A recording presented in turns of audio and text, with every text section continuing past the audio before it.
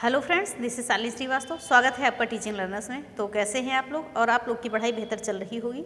तो इस समय हम आपके लिए एक सीरीज़ लेकर आए हैं यूपीएससीईआरटी की बुक, यानी कि जो भी यूपी की परिषदीय किताबें हैं उनका हम सॉल्यूशन लेके आए हैं। बुक सॉल्यूशन कह सकते हैं हम यहाँ पर इसको, ठीक है, बुक सॉल्यूशन बोल सकते हैं।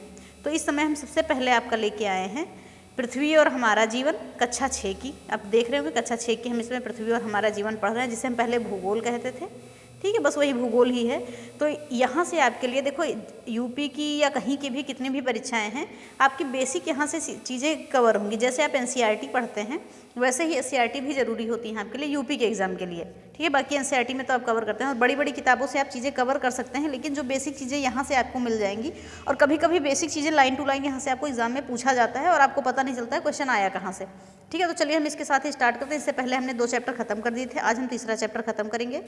तो अगर आपने हमारे चैनल को सब्सक्राइब नहीं किया है तो ज़्यादा से ज़्यादा शेयर करें और सब्सक्राइब करें और साथ में बेल आइकन दबा दें कि क्लास अगर कोई भी आ रही है तो आपको वहाँ की जो है नोटिफिकेशन मिल जाए, ठीक है। तो चलिए अब हम देखते हैं। हमने ये देख लिया था, हमारा सौरमंडल देख लिया था, पृथ्वी और चंद्रमा भी हमने देख लिया था। आज हम देखेंगे ग्लोब, अक्षांश एवं देशांतर रेखाएं, मोस्ट इंपॉर्टेंट। यहाँ के सारे टॉपिक आपके लिए इंपॉर्टेंट हैं और जहाँ भी पूछे जाते हैं ज्योग्राफी में आपके पूछे ही जाते हैं, ठीक है। चलिए आते हैं आगे, हम चैप्टर आते हैं 3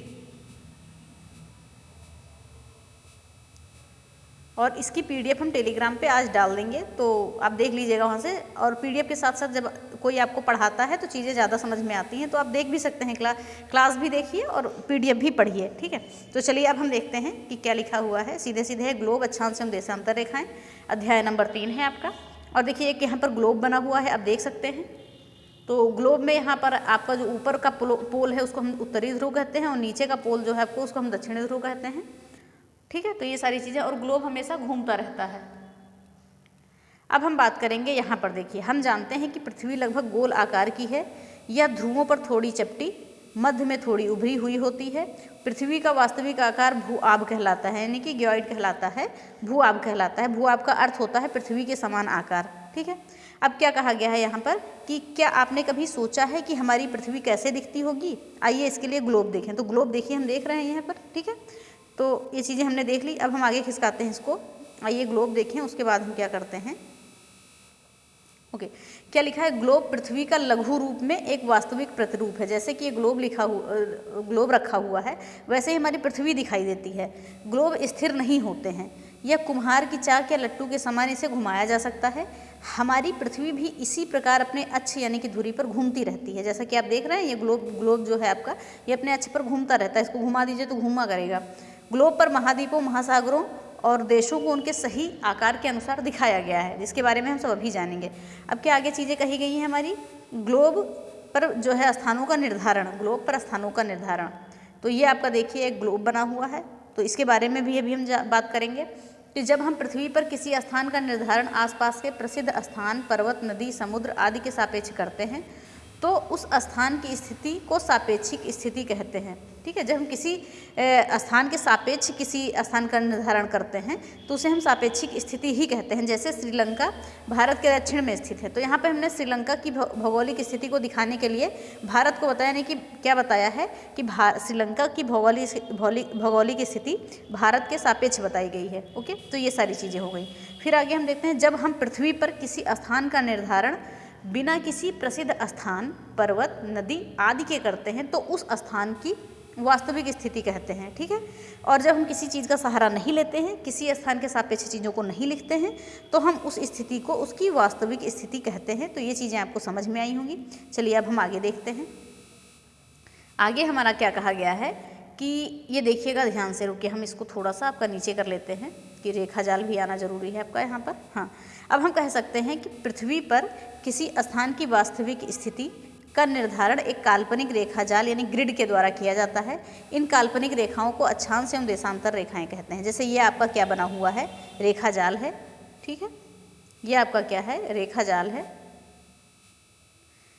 ये आपका रेखा जाल है। देखिए बार बार ऊपर आ जा रहा है, एक सेकेंड, इसको नीचे थोड़ा खिसकाना पड़ेगा। हाँ, ये रेखा जाल है और ये जो आपकी लाइनें बनी हुई हैं, ये जो ग्रिड बनी हुई है, ये अक्षांश और देशांतर रेखाएं होती हैं। इसके बारे में हम अभी आगे जानेंगे।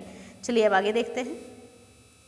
अब देखते हैं सबसे पहले अक्षांश रेखाओं को, जिसको हम क्या बोलते हैं, लैटिट्यूड, ठीक है। देखिए एक चीज़ हम और जान लेते हैं, एक बार यहाँ देखिएगा आप कि ये जो आपका ग्लोब बना हुआ है, ग्लोब को देखिए ध्यान से आप, ग्लोब बना हुआ है, तो ग्लोब की जो बीच वाली रेखा है इसे हम भूमध्य रेखा कहते हैं। ये 0 डिग्री होती है और इसका ऊपर ये उत्तरी ध्रुव यानी नॉर्थ पोल होता है, नीचे दक्षिणी ध्रुव यानी कि साउथ पोल होता है।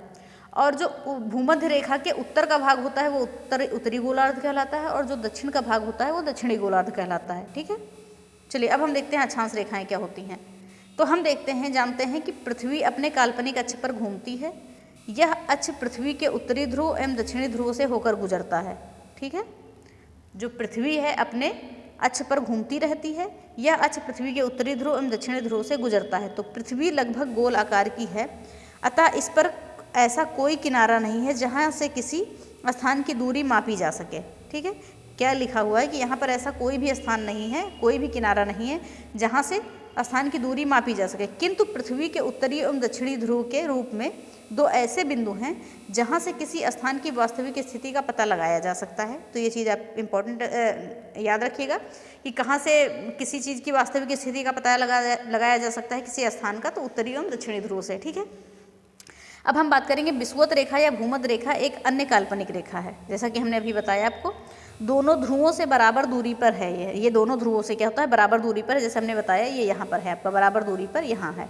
ये नॉर्थ पोल है आपका, ये साउथ पोल है और यह पृथ्वी को मध्य से चारों ओर से घेरे है।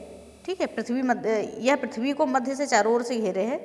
यह रेखा पृथ्वी को 2 बराबर भागों में बांटती है। पृथ्वी को देखिए ये 2 भागों में बराबर भागों में बांट रही है। भूमध्य रेखा के उत्तर का भाग उत्तरी गोलार्ध कहलाता है और दक्षिण का भाग दक्षिणी गोलार्ध कहलाता है। ये वाला भाग उत्तरी गोलार्ध और ये वाला भाग दक्षिणी गोलार्ध कहलाता है। ठीक है, तो ये चीज़ें आपको समझ में आ गई होंगी। जैसे कि ये क्या लिखा है ये भी देख लीजिए आप। ये लिखा है कि आपने पिछली कक्षाओं में पढ़ा है कि किसी बिंदु के चारों ओर एक पूर्ण चक्कर को यदि 360 बराबर भागों में बांटा जाए तो भाग 1 अंश, ठीक, भाग 1 अंश के बराबर होगा और 1 अंश 60 के बराबर, 1 अंश के जो है 60 बराबर भाग किए जाएं तो प्रत्येक कोण को 1 मिनट के बराबर होगा। ठीक है, इस प्रकार 1 मिनट का 60वां भाग 1 सेकंड का कोण बनाता है। ये चीज़ें हो गई। फिर आगे हम देखते हैं अभी। अब आगे हम आ जाते हैं, यहाँ पर क्या लिखा हुआ है कि किसी स्थान या बिंदु की भूमध्य रेखा से उत्तर या दक्षिण कोणीय दूरी की माप को अक्षांश कहते हैं। किसी स्थान या बिंदु की भूमध्य रेखा से उत्तर या दक्षिण की कोणीय दूरी को क्या कहते हैं, अक्षांश कह लेते हैं। देखो ग्लोब पर अक्षांश वृत्त दिखाए गए हैं आपके। ठीक है, इसे भूमध्य रेखा से ध्रुवों की ओर अंश में मापा जाता है। भूमध्य रेखा से ध्रुवों तक पृथ्वी के चारों ओर की स्थिति सभी वृत्तों को अक्षांश वृत्त कहलाते हैं। तो एक बार और देख लीजिए, भूमध्य रेखा से ध्रुवों तक पृथ्वी के चारों ओर स्थित सभी वृत्तों को अक्षांश वृत्त कहते हैं। ये वृत्त आपस में एक दूसरे के समानांतर होते हैं। ठीक है, इस कारण इन्हें समानांतर रेखाएं भी कहते हैं। ठीक है, पैरेलल लाइन भी कहते हैं। फिर आगे हम क्या देखते हैं कि भूमध्य रेखा को 0 अंश यानी 0 अक्षांश माना गया है। भूमध्य रेखा को 0 अक्षांश माना गया है। ये वाली रेखा जो आपकी भूमध्य या विषुवत रेखा है, इसे क्या माना गया है, 0 अक्षांश माना गया है।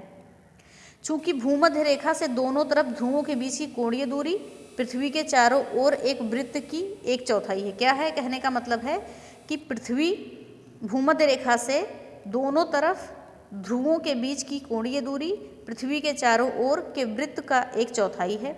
अतः इसका माप 360 डिग्री का 1/4 अर्थात 90 होता है। ठीक है, इसका माप क्या होता है, 90 डिग्री होता है। फिर आगे हम देखते हैं क्या है, उत्तरी जो ध्रुव है 90 डिग्री उत्तरी अक्षांश एवं दक्षिणी ध्रुव 90 डिग्री दक्षिणी अक्षांश को दर्शाता है। जो हमारा उत्तरी ध्रुव है ये 90 डिग्री क्या है, उत्तरी अक्षांश को दर्शाता है और जो दक्षिणी ध्रुव है ये 90 डिग्री दक्षिणी अक्षांश को दर्शाता है। ठीक है, तो ये चीज़ें हो गई आपकी। फिर आगे हम क्या देखते हैं कि इसी प्रकार भूमध्य रेखा के उत्तर के सभी अक्षांशों को उत्तरी अक्षांश और दक्षिण के सभी अक्षांशों को दक्षिणी अक्षांश कहते हैं। स्पष्ट है। ठीक है, जैसे जैसे हम भूमध्य रेखा के उत्तर या दक्षिण में जाते हैं अक्षांश रेखाओं की लंबाई घटती जाती है। क्या कहा गया है, ध्यान से सुनिएगा, जैसे जैसे हम भूमध्य रेखा ये हो गई, इसके हम उत्तर या दक्षिण में जाते हैं तो क्या होता जाता है कि अक्षांश रेखाओं की लंबाई घटती चली जाती है। ऊपर जाएंगे तो घटती चली जाएगी, नीचे जाएंगे तो भी घटती चली जाएगी। और भूमध्य रेखा 0 डिग्री अक्षांश, भूमध्य रेखा सबसे लंबी अक्षांश रेखा है। क्वेश्चन इंपॉर्टेंट है, आपका पूछा जा सकता है। भूमध्य रेखा यानी 0 डिग्री अक्षांश सबसे लंबी अक्षांश रेखा है। इसकी लंबाई 40,076 किलोमीटर है, जबकि ठीक है। जबकि ध्रुवों पर ये रेखाएं मात्र बिंदु रह जाती हैं, ध्रुवों पर ये रेखाएं मात्र ऐसे बिंदु जैसे रह जाती हैं यहाँ पर ऐसे, ठीक है। अर्थात 90 डिग्री उत्तरी अक्षांश एवं 90 डिग्री दक्षिणी अक्षांश की लंबाई शून्य होती है। क्या कहा गया है कि 90 डिग्री जो उत्तरी अक्षांश है और 90 डिग्री जो है दक्षिणी अक्षांश है, इसकी लंबाई क्या होती है, शून्य होती है, ठीक है। और सबसे लंबी अक्षांश रेखा कौन सी है, भूमध्य रेखा है, ये याद रखिएगा। अब कुछ महत्वपूर्ण अक्षांश रेखाएं इनके बारे में भी जान लीजिए कि 0 डिग्री 0 यानी 0 डिग्री अक्षांश को भूमध्य रेखा कहते हैं, इंपॉर्टेंट है, मोस्ट इंपॉर्टेंट। और 23.5 डिग्री उत्तरी अक्षांश को कर्क रेखा कहते हैं, 23.5 डिग्री उत्तरी अक्षांश को क्या कहते हैं, कर्क रेखा कहते हैं। और फिर आगे हम देखते हैं क्या है, फिर लिखा है 23.5 डिग्री दक्षिणी अक्षांश को मकर रेखा कहते हैं, 66.5 डिग्री उत्तरी अक्षांश को आर्कटिक वृत्त कहते हैं, और 66.5 डिग्री दक्षिणी अक्षांश को क्या कहते हैं, अंटार्कटिक वृत्त कहते हैं। भी कहीं लिखा होगा, हम आपको दिखा देते हैं कि शायद ऊपर होगा, हम सारी चीज़ें आपको स्पष्ट कर देते हैं। जैसे ये आपका ग्लोब है, ठीक, ग्लोब है, ये आपका है, मान लिया हमने। तो ये हो गई आपकी 0 डिग्री रेखा, और ये जो हो गई आपकी 23.5 डिग्री, इसको हम क्या बोलते हैं, कर्क रेखा, और नीचे वाली को हम बोलते हैं मकर रेखा, और 66.5 डिग्री और ये 66.5 डिग्री, ये जो भी हमने बताया, ये सारी चीज़ें हो गई, ठीक है। तो ये ऐसे इसको करते हैं। भी देखिए आगे हम देखेंगे जहाँ तक। अब हम देखेंगे यहाँ पर क्या लिखा हुआ है, कर्क रेखा हमारे देश भारत से होकर गुजरती है। इसे भारत के मानचित्र पर देखिए, चलिए अभी हम देखते हैं इसको, भारत के मानचित्र पर देखा जाएगा। आइए क्या है, अक्षांश रेखाएं बनाए, तो ये प्रैक्टिकल है, PDF डाल देंगे, आप बुक में देख लीजिएगा करके जाने। हाँ, अब थोड़ा सा चीज़ें और आप जानिए क्या लिखा हुआ है। यहाँ अक्षांश रेखाएं हमने जान ली, लिखा है यदि एक अंश के अंतराल पर अक्षांश रेखाएं खींची जाए तो मानचित्र पर इनकी कुल संख्या 181 होगी। मोस्ट इंपॉर्टेंट लिख लीजिए, मोस्ट इंपॉर्टेंट है। और 90 रेखाएं उत्तरी गोलार्ध में, 90 रेखाएं दक्षिणी गोलार्ध में, और 1 रेखा भूमध्य रेखा में। यानी कि 90 क्या है, उत्तरी गोलार्ध में रेखाएं हैं, और 90 है दक्षिणी गोलार्ध में, और 1 आपकी भूमध्य रेखा है। यानी कुल मिलाकर 181 क्या है आपकी अक्षांश रेखाएं खींची जाती हैं। तो ये इंपॉर्टेंट है, इसको याद रखिएगा। अक्षांश रेखाएं आपने अच्छे से समझ ली। अब हम देखते हैं देशांतर रेखाओं को। तो देशांतर रेखाएं यानी कि लॉन्गिट्यूड लाइंस, पृथ्वी पर किसी स्थान या बिंदु की स्थिति का पता लगाने के लिए उस स्थान के अक्षांश के अलावा कुछ अन्य जानकारी भी आवश्यक है। जैसे उत्तर प्रदेश में गाजियाबाद और पीलीभीत शहर लगभग एक ही अक्षांश पर स्थित है। क्वेश्चन बन सकता है कि उत्तर प्रदेश के कौन कौन से ऐसे शहर हैं जो एक ही अक्षांश पर स्थित हैं, तो गाजियाबाद और पीलीभीत हैं। उनकी सही स्थिति जानने के लिए पता करना होगा कि ये दोनों ध्रुवों, ठीक है, ये दोनों ध्रुवों को मिलाने वाली, क्या लिखा हुआ है कि ये दोनों ध्रुवों को मिलाने वाली किसी मानक रेखा के पूर्व या पश्चिम, ठीक है, पूर्व या पश्चिम कितनी दूरी पर हैं। तो इन मानक रेखाओं को देशांतर रेखा कहते हैं। तो ये जो मानक रेखाएं हैं इन्हें क्या कहते हैं, देशांतर रेखा कहते हैं। इनके बीच की दूरी को अंश में मापते हैं। पूछा जाएगा कि देशांतर रेखाओं के बीच की दूरी को किस में मापते हैं, तो अंशों में मापते हैं। ये रेखाएं दोनों ध्रुवों को मिलाती हुई अर्धवृत्ताकार होती हैं। ये दोनों ध्रुवों को मिलाती हुई अर्धवृत्ताकार रेखाएं होती हैं आपकी देशांतर रेखाएं, ठीक है, ये वाली रेखाएं। और इनके बीच की दूरी भूमध्य रेखा से ध्रुवों की ओर जाने पर क्रमशः कम होती है। और इनके बीच की दूरी क्या होती है, जब भूमध्य रेखा से ध्रुवों की ओर जाते हैं, ये भूमध्य रेखा से ध्रुवों की ओर जाते हैं, तो इनके बीच की दूरी कम होती जाती है और ध्रुवों पर इनकी दूरी शून्य हो जाती है। और ध्रुवों पर इनकी दूरी क्या हो जाती है, शून्य हो जाती है। और ये रेखाएं एक बिंदु पर मिल जाती हैं। एक बिंदु पर सारी रेखाएं, ये वाली सारी रेखाएं एक ही बिंदु पर मिल जाती हैं, ठीक है। तो ये हो गया आपका। फिर हम आगे देखते हैं, ये सारी देशांतर रेखाएं आप देख रहे होंगे। फिर आगे हम क्या देखते हैं, किसी बिंदु के चारों ओर 360 डिग्री का कोण बन सकता है यदि 1 डिग्री, ठीक है, अर्थात 1 डिग्री अंतराल पर देशांतर रेखाओं को खींचा जाए तो ग्लोब पर कुल 360 देशांतर रेखाएं होंगी। अगर अक्षांश रेखाएं पूछें तो 181 अक्षांश रेखाएं हैं, याद रखिएगा इसको, ठीक है। तो कुल ये देशांतर रेखाओं की संख्या पूछी जाती है 360 है। अक्षांश वृत्तों के विपरीत सभी देशांतर रेखाओं की लंबाई समान बराबर यानी समान या बराबर होती है। अतः देशांतर रेखाओं की गणना में कठिनाई होती है। देशांतर रेखाओं की हमें गणना में क्या करना होती है, कठिनाई होती है। इसलिए सभी देशों ने सर्वसम्मत से निर्णय लिया कि लंदन के निकट ग्रीनविच नामक स्थान पर स्थित ग्रीनविच वेधशाला, ठीक है, से गुजरने वाली देशांतर रेखा 0 डिग्री या प्रधान देशांतर होगी, प्राइम लॉन्गिट्यूड होगी, या प्रधान यामोत्तर होगी, ठीक है, यानी प्राइम मेरिडियन होगी। इसे ग्रीनविच रेखा भी कहते हैं। चलिए हम इसको एक बार और जानते हैं। क्या कहा गया है, सभी देशों ने सर्वसम्मति से यह निर्णय लिया है कि लंदन के निकट ग्रीनविच नामक स्थान पर स्थित ग्रीनविच वेधशाला से गुजरने वाली देशांतर रेखा 0 डिग्री देशांतर या प्रधान यामोत्तर होगी, ठीक है। तो और ग्रीनविच रेखा भी इसे कहेंगे। और पृथ्वी पर इस रेखा के ठीक पीछे 180 डिग्री देशांतर रेखा होती है और 0 डिग्री से पूर्व दिशा में 180 डिग्री तक देशांतरों को पूर्वी देशांतर कहते हैं। एक बार और देखिए, ध्यान से देखिए, 0 डिग्री से पूर्व दिशा में, ओके, 180 डिग्री तक देशांतरों को पूर्वी देशांतर कहते हैं। इसी प्रकार 0 डिग्री से पश्चिम दिशा में 180 डिग्री तक के देशांतरों को पश्चिमी देशांतर कहते हैं। पूरब में पूर्वी देशांतर और पश्चिम में पश्चिमी देशांतर। पृथ्वी पर 180 डिग्री पूर्व और 180 डिग्री पश्चिमी देशांतर रेखाएं एक ही हैं। इस प्रकार 0 डिग्री देशांतर रेखा एक ही है। ये दोनों रेखाएं मिलकर पृथ्वी के परितः एक वृत्त बनाती हैं जो दोनों ध्रुवों से होकर जाता है। यह वृत्त पृथ्वी को पूर्वी गोलार्ध और पश्चिमी गोलार्ध में विभाजित करता है। ये जो वृत्त है पृथ्वी को पूर्वी गोलार्ध और पश्चिमी गोलार्ध में विभाजित करता है। जैसे हम मान सकते हैं ये हमारा वृत्त है, मान लिया ये वृत्त है, ठीक है। तो ये क्या है, पूर्वी और पश्चिमी में विभाजित करता है। तो ये सारी चीज़ें हैं, ठीक है। बाकी चीज़ें आपको लगभग पता होंगी। अब हम देखते हैं, आइए ग्लोब बनाएं, स्वयं बनाएं। तो छोड़िए, हमको ग्लोब नहीं बनाना है। और ग्लोब बनाएं, स्वयं बनाएं, ये सारी बिंदुएं हैं आपको यहाँ। अब देखते हैं देशांतर और समय। ये क्या है, पृथ्वी की आकृति लगभग गोलाकार है, अतः इस पर सभी स्थानों पर एक ही समय पर सूर्य उदय नहीं होता है। क्या कहा गया है कि पृथ्वी की स्थिति जो है गोलाकार है, इसीलिए क्या है कि एक ही समय पर सूर्य उदय नहीं हो सकता सभी स्थानों पर। किसी एक स्थान पर सूर्योदय का समय है, किसी एक स्थान पर सूर्योदय का समय है, तो किसी अन्य स्थान पर दोपहर का समय है, तीसरे स्थान पर सूर्यास्त है, तो किसी चौथे स्थान पर आधी रात है। यानी कि पृथ्वी गोल है और हमेशा घूमती रहती है, तो जो भी सूर्य है हमारा, तो सभी स्थानों पर एक समय नहीं निकल सकता। अतः पृथ्वी पर विभिन्न स्थानों के समय मापन और उनकी तुलना करना एक कठिन कार्य है। इस कठिनाई को दूर करने के लिए देशांतर रेखाओं का उपयोग किया जाता है, ओके। फिर आगे हम बात करते हैं, समय को मापने का सबसे अच्छा साधन क्या है। सूर्य, पृथ्वी, चंद्रमा एवं ग्रहों की गति है। सूर्योदय एवं सूर्यास्त प्रतिदिन होता है। स्वाभाविक रूप से यह समय निर्धारण का सबसे अच्छा साधन है। समय का अनुमान सूर्य द्वारा बनने वाली परछाई के आधार पर किया जाता है। समय का अनुमान, क्या कहा गया है, समय का अनुमान सूर्य द्वारा बनने वाली परछाई के आधार पर किया जाता है। यह दोपहर यानी कि मध्याह्न में सबसे छोटी तथा सूर्योदय एवं सूर्यास्त के समय सबसे लंबी होती है। आप परछाई देखते हैं, दोपहर के समय परछाई छोटी हो जाती है और जब सुबह या शाम को परछाई क्या होती है, लंबी होती है। किसी यामोत्तर या देशांतर, देशांतर को यामोत्तर भी कहते हैं, याद रखिएगा। किसी देशांतर या यामोत्तर पर सूर्य आकाश में सबसे अधिक ऊंचाई पर होता है, तो वहाँ रात के 12 बजे होते हैं, वहाँ दिन के 12 बजे होते हैं, ओके। क्या कहा गया है, किसी यामोत्तर या देशांतर पर जब सूर्य आकाश में सबसे अधिक ऊंचाई पर होता है, तो वहाँ पर क्या होते हैं, दिन के 12 बजे होते हैं। और इस समय वहाँ का स्थानीय समय होता है। इस समय को वहाँ का क्या कहते हैं, स्थानीय समय कहते हैं।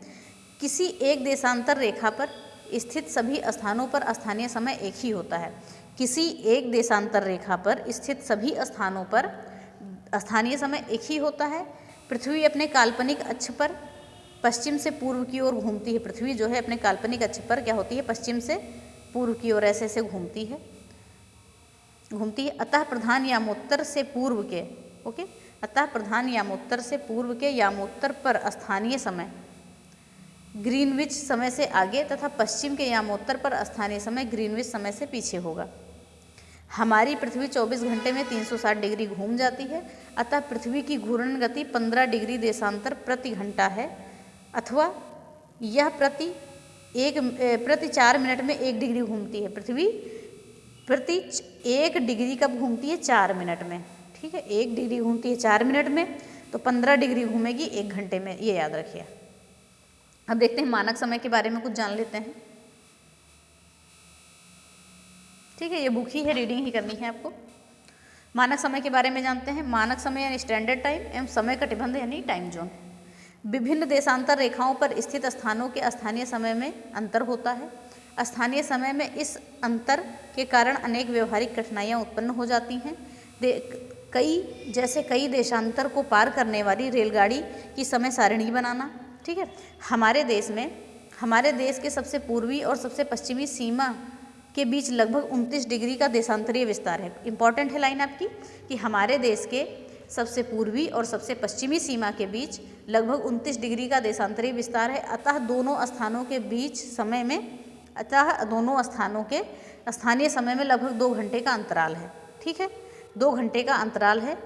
इस समस्या को दूर करने के लिए आवश्यक है कि प्रत्येक देश की एक केंद्रीय या मानक समय रेखा हो। ठीक है, इसी मानक समय रेखा यानी मानक मध्याह्न रेखा के स्थानीय समय को सारे देश का मानक समय माना जाए। तो हमारे देश में 82.5 डिग्री पूर्वी देशांतर रेखा को मानक मध्याह्न रेखा माना गया है। अगर पूछा जाए कि हमारे देश में कितनी डिग्री रेखा को मानक मध्याह्न रेखा माना गया है, तो 82.5 डिग्री पूर्वी देशांतर को माना गया है। ठीक है, इस रेखा के स्थानीय समय को भारतीय मानक समय यानी इंडियन स्टैंडर्ड टाइम IST कहते हैं।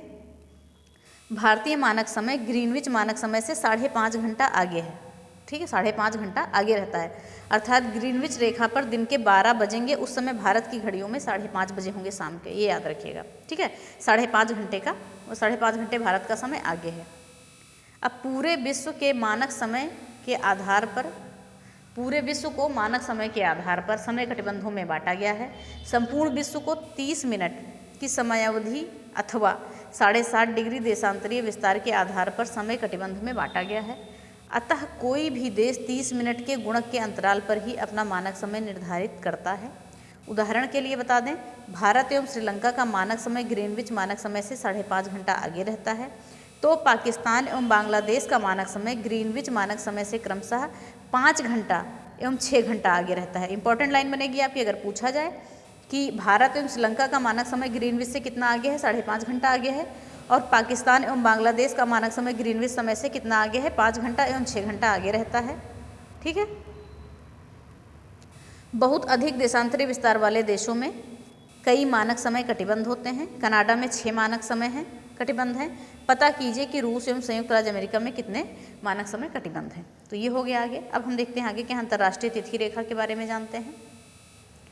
आपको मालूम है कि क्या लिखा हुआ है, आपको मालूम है कि पृथ्वी लगभग गोल है, अतः प्रत्येक स्थान पर पूर्व या पश्चिम किसी भी दिशा में यात्रा करके पहुंचा जा सकता है। ठीक है, ग्लोब पर 180 डिग्री की पूर्वी और पश्चिमी देशांतर रेखा। ठीक है, ग्लोब पर क्या, एक मिनट, हाँ, ग्लोब पर 180 डिग्री पूर्वी व पश्चिमी देशांतर रेखा एक ही रेखा होती है। यदि 0 डिग्री देशांतर रेखा से 180 डिग्री पूर्वी देशांतर की ओर चलें तो 180 गुणा 4 यानी कि 720 मिनट यानी कि 12 घंटे का समय बढ़ जाता है। तथा 0 डिग्री से 180 डिग्री पश्चिमी देशांतर की ओर यात्रा करें तो 12 घंटे का समय कम हो जाता है। एक बार और ये लाइन सुनिए, लिखा हुआ है कि ग्लोब पर 180 डिग्री की पूर्वी व पश्चिमी देशांतर रेखा एक ही होती है।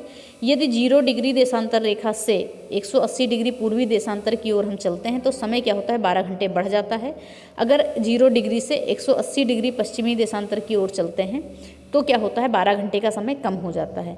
अतः 180 पूर्वी देशांतर से ग्रीनविच यानी कि 0 डिग्री देशांतर होते हुए 180 डिग्री पश्चिमी देशांतर तक यात्रा करने पर 24 घंटे या 1 दिन के समय का अंतर आ जाता है। क्या कहा गया है, अतः 180 डिग्री पूर्वी देशांतर से ग्रीनविच यानी 0 डिग्री देशांतर होते हुए 180 डिग्री पश्चिमी देशांतर तक यात्रा करने पर 24 घंटे या 1 दिन के समय का अंतर आ जाता है। इसलिए पूर्व या पश्चिम की ओर से 180 डिग्री देशांतर को पार करने पर 1 दिन घट या बढ़ जाता है। ठीक है, अब हम देखते हैं आगे क्या है। आगे आपका ये मैप है, देखिए आपका मैप ऐसे आया नहीं तो हम स्क्रीन को खड़ी कर लेते हैं। ठीक है, तो ऐसे आप देख सकते हैं, देखिए किसी भी घुमा के देख लीजिएगा। ये आपका विश्व का मैप है। ये आपका क्या है, प्रशांत महासागर है। ये प्रशांत महासागर, अटलांटिक महासागर, हिंद महासागर है और प्रशांत महासागर है। प्रशांत महासागर क्या है, जब ये ग्लोब को हम घुमाएंगे तो ये प्रशांत महासागर, क्योंकि ये इसको खोल दिया गया है, समझिए बंद की गेंद को खोल दिया गया है, इस टाइप का है। ठीक है, तो इन चीज़ों को फिर आगे समझेंगे। तो ये सारी चीज़ें हो गई आपकी। चलिए अब हम फिर आगे देखते हैं। तो ये आपका मैप हो गया। फिर आगे देखते हैं, इस अव्यवस्था को दूर करने के लिए जो भी हमने यहाँ पर देखी है अंतर्राष्ट्रीय तिथि रेखा में, ठीक है, तो क्या लिखा हुआ है कि इस अव्यवस्था को दूर करने के लिए, चलिए यहाँ पर देखते हैं, हाँ, इस अव्यवस्था को दूर करने के लिए 180 डिग्री देशांतर रेखा के सहारे अंतर्राष्ट्रीय तिथि रेखा मान ली गई है। इस अव्यवस्था को दूर करने के लिए जो है 180 डिग्री देशांतर रेखा के सहारे अंतर्राष्ट्रीय तिथि रेखा मान ली गई है। इसे मानचित्र 3.9 पर देखिए, मानचित्र 3.9 पर देखिए, क्या है 3.9 आप हमारा,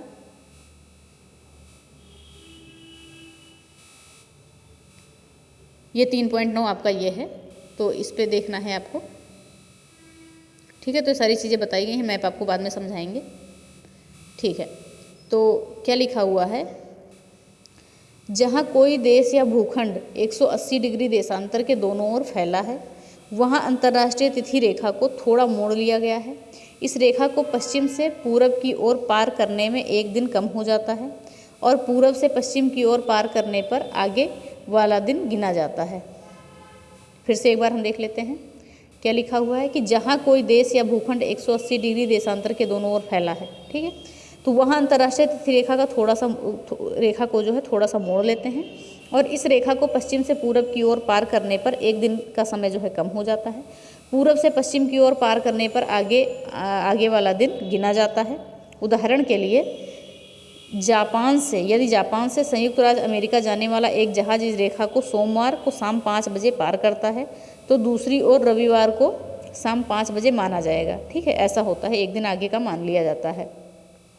इसके विपरीत यदि यात्री रविवार को सायं 5 बजे संयुक्त राज्य अमेरिका से जापान की ओर आता हुआ इस रेखा को पार करता है तो इस ओर सोमवार सायं 5 बजे माना जाएगा, ठीक है। अपने शिक्षक की सहायता से इसे समझिए। फिर आगे हम क्या देखते हैं, कुछ चीज़ें और जाननी है हमें। मुख्य रूप से ये चीज़ें आपकी पूछी भी जाती हैं, तो इनको देख लीजिएगा। विषुवत रेखा किसे कहते हैं? धरातल पर उत्तरी व दक्षिणी ध्रुव के बीचों बीच शून्य अंश की काल्पनिक वृत्त जो है विषुवत रेखा कहलाती है। ये आपकी है विषुवत रेखा, क्या है ये वाली 0 डिग्री 0 डिग्री, ठीक है। फिर देखते हैं कर्क वृत्त क्या कहते हैं। धरातल पर उत्तरी गोलार्ध में विषुवत वृत्त से 23.5 डिग्री कोणीय दूरी पर खींचा गया काल्पनिक वृत्त क्या कहलाता है? कर्क वृत्त कहलाता है। मकर वृत्त धरातल पर दक्षिणी गोलार्ध में विषुवत वृत्त से 23.5 डिग्री कोणीय दूरी पर खींचा गया काल्पनिक वृत्त क्या कहलाता है? मकर वृत्त। आर्कटिक वृत्त की बात करें तो धरातल पर उत्तरी गोलार्ध में विषुवत वृत्त से 66.5 डिग्री की कोणीय दूरी पर खींचा गया काल्पनिक वृत्त क्या कहलाता है? आर्कटिक वृत्त कहलाता है। और बात करें अंटार्कटिक वृत्त, धरातल पर दक्षिणी गोलार्ध में विषुवत वृत्त से 66.5 डिग्री कोणीय दूरी पर खींचा गया काल्पनिक वृत्त क्या कहलाता है? अंटार्कटिक वृत्त कहलाता है। तो ये हो गया आपका चैप्टर खत्म। अगला चैप्टर है पृथ्वी की गतियाँ, उसे हम पढ़ेंगे। तो ये चैप्टर आप देख लीजिएगा 1-2 बार, आई होप आपको समझ में आएगा। थोड़ा टफ तो है लेकिन समझ में आएगा। तो चलिए इसी के साथ हमें क्लास ख़त्म करते हैं। तो ज़्यादा से ज़्यादा चीज़ों को शेयर करिएगा, क्योंकि उत्तर प्रदेश का आपका कोई भी एग्ज़ाम हो, यूपी का कोई भी एग्ज़ाम हो, यहाँ से बेसिक क्वेश्चन आपके बन सकते हैं। जैसे आप एनसीईआरटी पढ़ते हैं वैसे ही आपके लिए ये चीज़ भी इंपॉर्टेंट है, एससीईआरटी भी इंपॉर्टेंट है। ये आपका सुपर टेट, यूपी टेट और जितने भी एग्ज़ाम हैं यूपी के, कोई भी एग्ज़ाम हो, सब में काम आएगा। तो चलिए, और हाँ, इसके लिए अगर पीडीएफ आपको चाहिए तो आप हमारे टेलीग्राम चैनल से जुड़ सकते हैं, teaching learners by Shalini Shrivastava. Telegram की लिंक आपके डिस्क्रिप्शन में डाल दी जाएगी, तो वहाँ से आप टेलीग्राम की लिंक भी ले सकते हैं। चलिए इसी के साथ वीडियो ख़त्म करते हैं। धन्यवाद, जय हिंद।